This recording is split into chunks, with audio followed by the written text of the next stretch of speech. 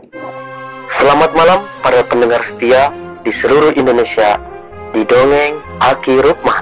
Selamat mendengarkan dan tetap merdeka. Assalamualaikum warahmatullahi wabarakatuh. Bapak, Ibu, dan kawan-kawan sekalian, serta anak cucu Aki dimanapun menyimak dongeng ini. Rada keterusan nih, obrolan tentang indeks pembangunan manusia. Karena memang ini sedang ngetrennya di saat debat para calon gubernur, calon wakil gubernur, calon bupati, wali kota, dan calon wakil bupati dan wakil wali kota. Pertanyaan yang memberondong kaki, Ki, baru saja Aki menyampaikan garis besarnya.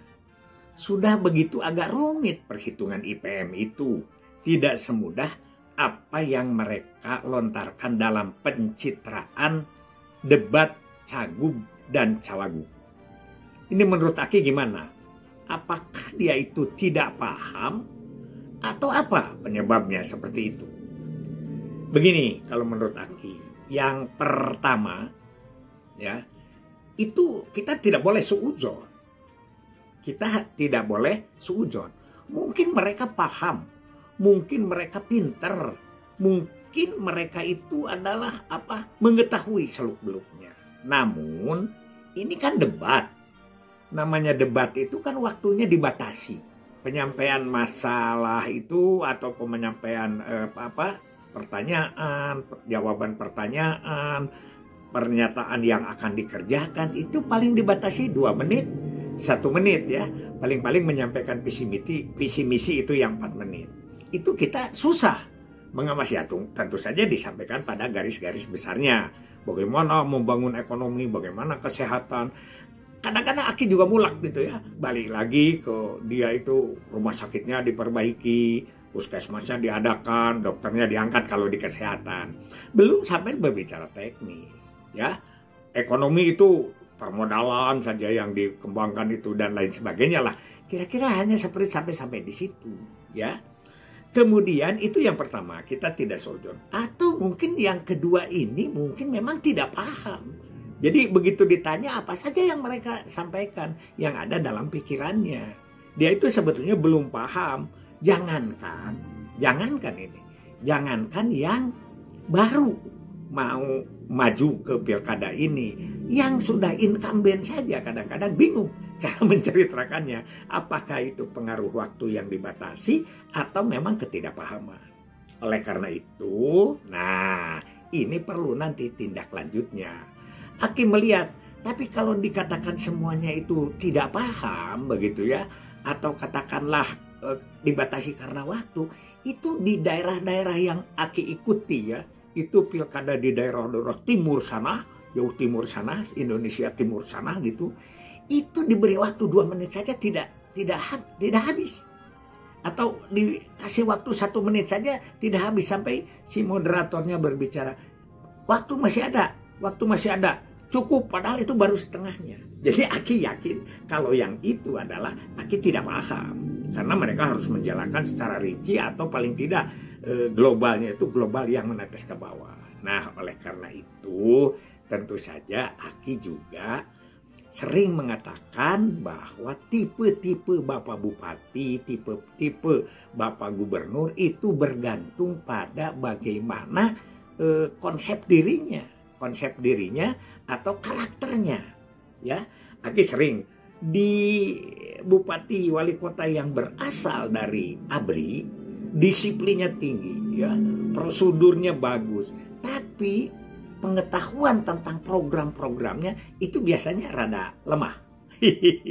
Dan sebaliknya ya, kalau mereka yang berasal dari sipil, nah ini tinggi pengetahuannya. Tapi kadang-kadang karena yang dipimpinnya itu temennya gitu ya. Jadi soal penegakan disiplin yang stagnan atau bukan yang stagnan, yang tegas gitu, itu rada sulit dilaksanakan.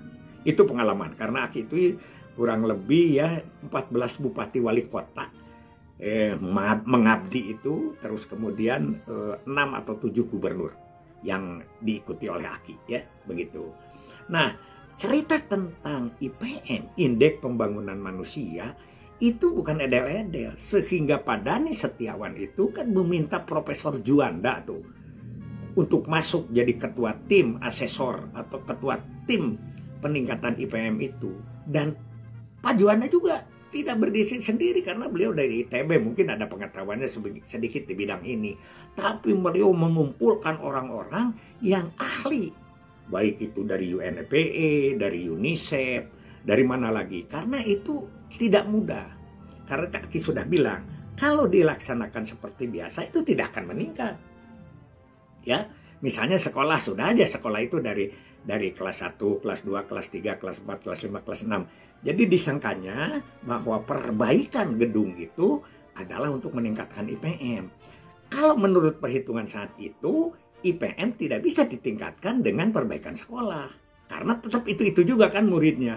Hasilnya juga, kata Aki kan kemarin, sekolah butut, sekolah bagus, lulusan kelas 6 SD itu tetap dihitung 6 IPM-nya. Kalau dia tidak lulus sampai ke kelas 2, ya 2 dihitungnya. Itu pun setelah 15 tahun ke atas. Begitu. Aki bahkan dengan Pak Saprudin memberikan kemarin hitungan. Misalnya ibunya keluaran SMA, itu kan 12.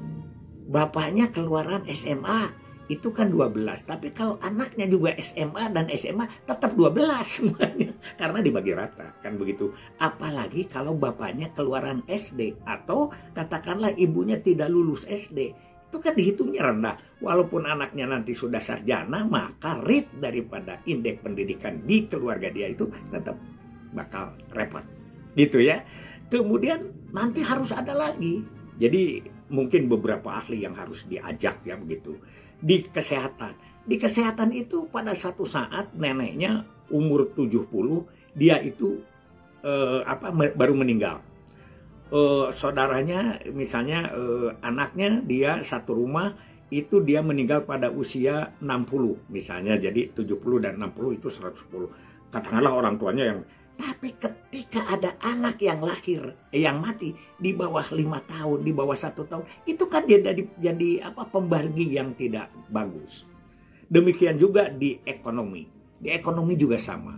Jadi kalau dia itu pendapatannya hanya 2 orang, padahal itu yang dibiayainya adalah 5 orang, tetap akan dikurun itu dibagikan bersama. Begitu ya.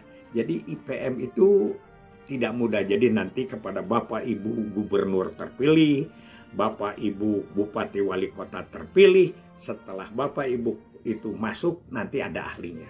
Karena tidak semua kepala dinas.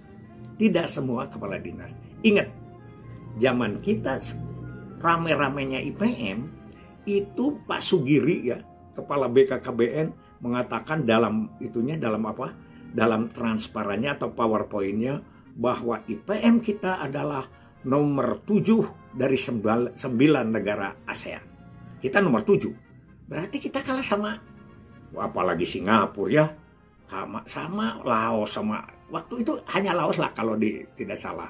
Kemudian 108, nomor urutan 108 dari 188 negara. Begitu. Itu aja di PowerPoint-nya. Kita turun ke deputy, ngomongnya gitu lagi, ya. PowerPoint-nya itu lagi, turun lagi ke kepala biro, turun lagi ke kanwil, turun lagi ke kepala kabupaten kota. Begitu terus sampai ke PLKB ngomongnya gitu aja. Karena kita tidak dilatih khusus tentang itu. Disangkanya bahwa program KB itu tidak sangat erat kaitannya dengan evaluasi tentang indeks pembangunan manusia. Jadi sekali lagi dari Aki kepada para penanya, jangan kaget. 2 kemungkinan.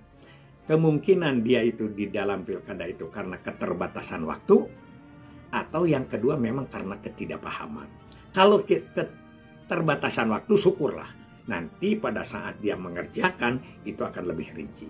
Tapi kalau saat dia itu tidak paham, itu harus belajar ulang. Samalah dengan bonus demografi, ngomong aja, ngerti juga Pak, nggak paham.